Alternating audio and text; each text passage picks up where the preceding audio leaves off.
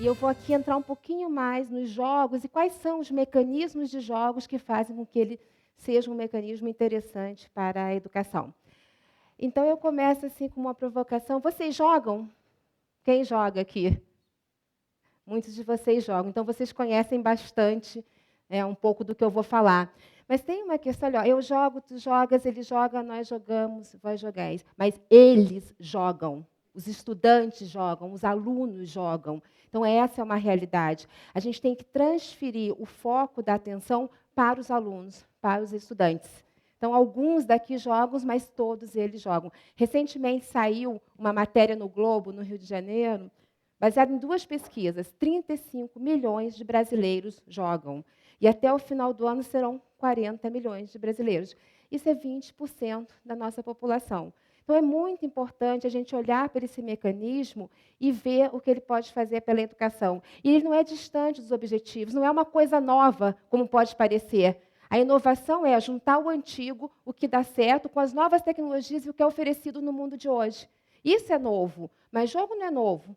O jogo existia 2000 anos antes de Cristo.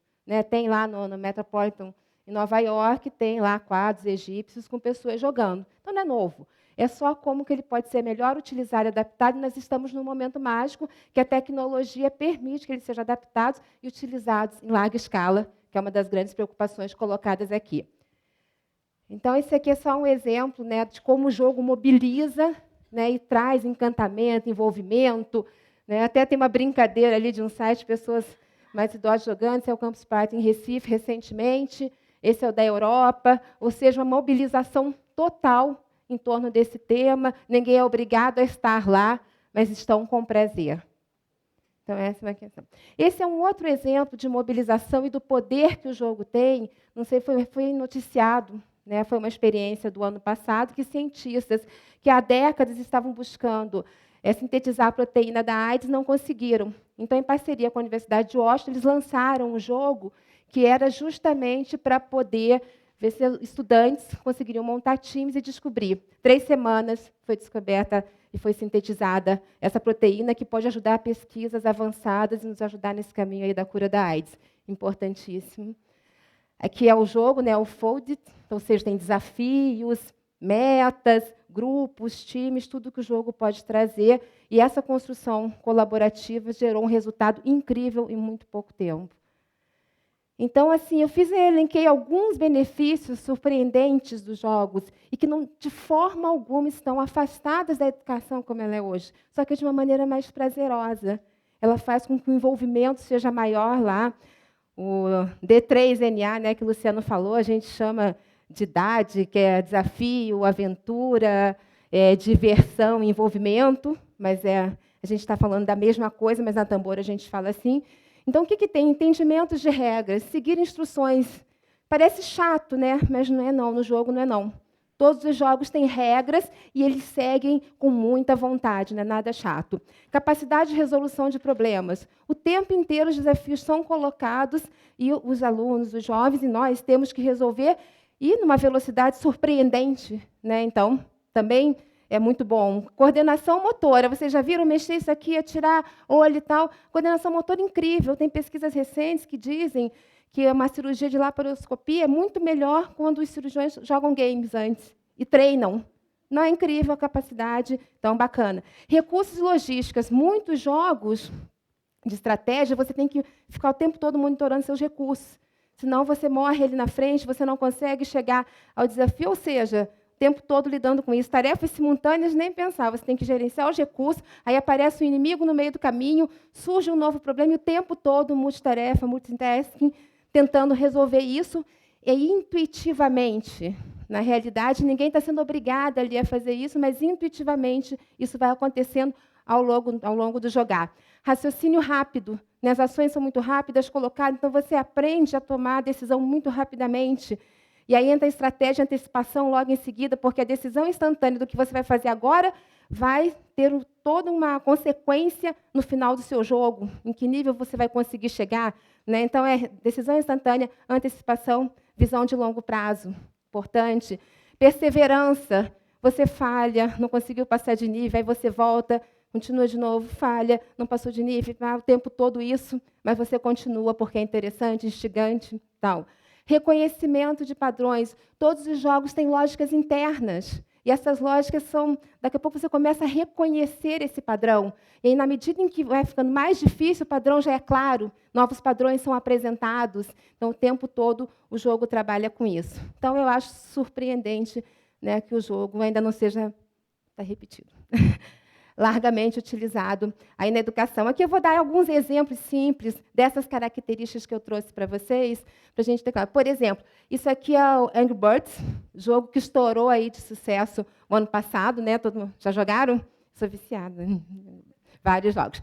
Mas aqui, isso aqui é um índice que eu peguei aí na internet de um livro didático, onde o aluno tem que saber que vai aprender isso tudo. Já no Angry Birds, ele tem que saber que ele vai ter que passar por todas essas fases. E que, ao final, o objetivo será cumprido. É a mesma coisa, mas olha para cá. Ele sabe que tem que passar, e ele pode passar bem, mais ou menos, não passar muito bem, mas passou, ou não passar. E ele vai ficar tentando, porque uma fase abre a outra. E, na medida em que uma fase abre a outra, ele quer chegar lá. Esse é o índice do jogo.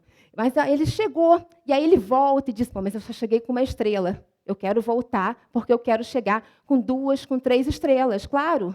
Eu vou continuar, esse é o índice. Então, você vê, pode ser claramente utilizado na educação.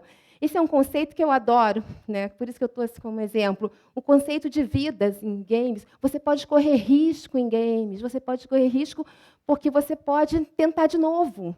Você tem outra chance, você tem várias vidas. Normalmente, as vidas são representadas com esses coraçõezinhos que estão aí. Então, você pode correr risco. Tenta, isso é muito bom. Pessoas mais ousadas, corajosas, autoestima com relação a isso é ótimo. Você não vai morrer. Então, você pode ir lá e você pode voltar, se acabarem todas as vidas também. Então, chegar lá. Outra coisa, reconhecimento. Você acabou uma fase, você descobriu, você passou de fase, você se esforçou, e aí você recebe um reconhecimento, que é um pedaço de alguma coisa que você tem que conquistar no imaginário do jogo, que está ligado à narrativa e à aventura. Isso é muito bom. Então, temos lá também. Isso aí é legal, que isso aí também tem muito a ver com os professores contribuindo nessa interação dos alunos e dos estudantes com o game. Tem estatísticas, por onde você passou, quanto tempo você levou em cada desafio. Então, você consegue rapidamente entender onde os alunos têm mais problemas para aprender, quais são as habilidades mais difíceis, qual é o tempo, quais são as características diferenciadas. Isso rapidamente, porque por baixo desse jogo tem toda uma quantidade de estatísticas que permite esse estudo e aperfeiçoamento constante da plataforma. Então, isso é muito bacana também. Então, aí eu fiz uma pergunta, para a gente dar uma olhada aqui. O que está desse lado, o que está desse lado? Então, por exemplo, a gente tem foco no conteúdo, que é normalmente como a escola vem trabalhando. E só um parênteses, eu sou super a favor da escola, eu acho que a escola é o espaço que a gente universalizou. A questão é como que a gente vai reconfigurar essa escola, com os atores que existem nela, para que ela possa dar resultados melhores. Mas é o foco no conteúdo, o foco no interesse. O interesse, o jogo gera interesse. Não é só o conteúdo, mas é o interesse. Mas o conteúdo está lá. Só que o foco não é no conteúdo. E isso faz muita diferença. Bom, passar na prova, que é um dos objetivos. O objetivo no jogo não é passar na prova, é conquistar todos os níveis. Eu falei com N pessoas, eu não consegui editar os vídeos para trazer aqui para vocês, mas eles querem chegar no último nível, nível 40. No FIFA 11, que é super jogado, eles querem estar na primeira divisão, é um time, colaboração. Tomar decisões. Quando você toma decisões na escola para a sua trajetória, que contribuam para a sua trajetória, ela já vem posta. Não, no jogo, não. A cada segundo tem uma decisão nova e a sua trajetória ali dentro depende de como você conduz o seu jogo. Retorno somente após provas. Então, você espera uma prova para poder ter o retorno e aí, sim, poder mudar a sua trajetória, o professor poder interagir com o aluno, entender quem está mais fraco ou não. No jogo, o retorno é imediato, tanto do ponto de vista de quem está jogando, que está ali sabendo o que está acontecendo, onde está, qual é o seu nível, quanto do ponto de vista de quem está por trás, avaliando as estatísticas. Então, avaliação baseada em provas, avaliação baseada em níveis, está um pouco ali de conquista de níveis. O tempo todo a prova ela é cruel. Então, existe sim um modelo de competição, quando você tem prova, que é um modelo de competição randômica. Ele não é pensado, ela acontece randomicamente de acordo com a turma, de acordo com a provocação. Não. No jogo, não, a competição existe sim, mas ao contrário do que se pensa que é competitivo, não, ela é balanceada. Né? Luciano, que me ajude aí. Existe um time de designers, de game designers por trás disso, com vários especialistas balanceando aquela competição, fazendo com que se tenha o desafio, mas com que você tenha também a possibilidade de alcançá-lo. Por isso, a divisão em níveis, você sempre alcança alguma coisa.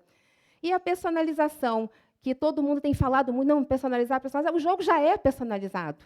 A partir do momento que você tem um conteúdo, um objetivo, uma trajetória, é totalmente personalizado. A minha experiência é diferente da experiência do Pedro, que está aqui, diferente da experiência da Françoise, do Rafa, de todo mundo, ou seja, é diferente. Ele já é a personalização na sua essência, que é o que a gente vem buscando e discutindo aí em vários anos. Então, eu acho que o jogo é isso.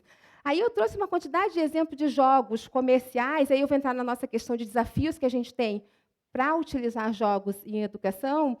Tem alguns jogos comerciais que estão sendo utilizados para a educação. Angry Birds é um caso, né, utilizado para a física. Eu vou correr aqui um pouquinho. Civilization, para a história. Esse é um jogo super bacana, Revolution, que começou lá com um grupo do MIT. E eles contam toda a Revolução Americana, 1775, em Williamsburg. Toda essa revolução a partir de um jogo, e os alunos desempenhando papéis. Né, é um RPG super bacana. Esse jogo é maravilhoso, o Only Mind, a Tate Gallery fez em Londres, para explicar como o cérebro funciona para os alunos. Ele é absolutamente fantástico, também foi desenvolvido pensando em educação. O Ludes, vocês vão ter a oportunidade de conhecer a plataforma da Tamboro, primeira versão, a gente está lançando esse semestre aí, em parceria com a Fundação Telefônica, em algumas escolas aqui de São Paulo. Então, está aí para vocês conhecerem. O Econ é super bacana, é um curso de microeconomia inteirinho via game. Você entra no curso, você tem créditos, e ele é todo feito a partir de um game. Não tem, se matricula na universidade. Enfim, N exemplos aí. E aí, os desafios, a Ana colocou muito, quais são os desafios? A questão é, os jogos educativos, de maneira geral, são chatos. Essa é uma questão. Os jogos comerciais não são chatos. Então, a gente consegue ter duas vias aí. Os jogos comerciais que são utilizados para a educação, é ótimo. Você pega o Angry Birds e faz uma aula de física em cima deles. É bacana e legal. Os jogos educativos, de maneira geral, são chatos. Então, nós temos um grande desafio, nós que estamos desenvolvendo games, é fazer com que eles tenham aventura, diversão e que não sejam chatos. A gente está trabalhando para isso.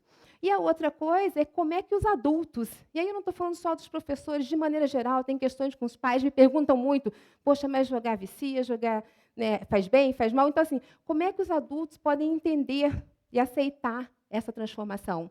Eu acho que são duas questões que devem ser colocadas e que a gente pode refletir em conjunto, mas jamais deixar de pensar que o jogo tem que ser divertido. Eu tenho uma turma de artistas, programadores, game designers na Tamboro, que quando a gente traz o pessoal de conteúdo de educação, eles tremem. Vai tirar a diversão do jogo. É a primeira coisa, aí começa a guerra, mas a gente precisa encarar isso de frente. Bom, e aí é um apelo, e contar com todos vocês que estão aqui, nós precisamos desenvolver no Brasil cada vez mais games que são games. É preciso, eu dei vários exemplos de games que estão acontecendo lá fora. Tem exemplos de empresas como a Tamboro, a Joy Street e outras empresas que estão fazendo isso, mas a gente precisa de apoio. A gente precisa de apoio para continuar tentando e continuar fazendo. São empresas pequenas que estão começando agora, muito importante. Precisamos encontrar os novos caminhos juntos.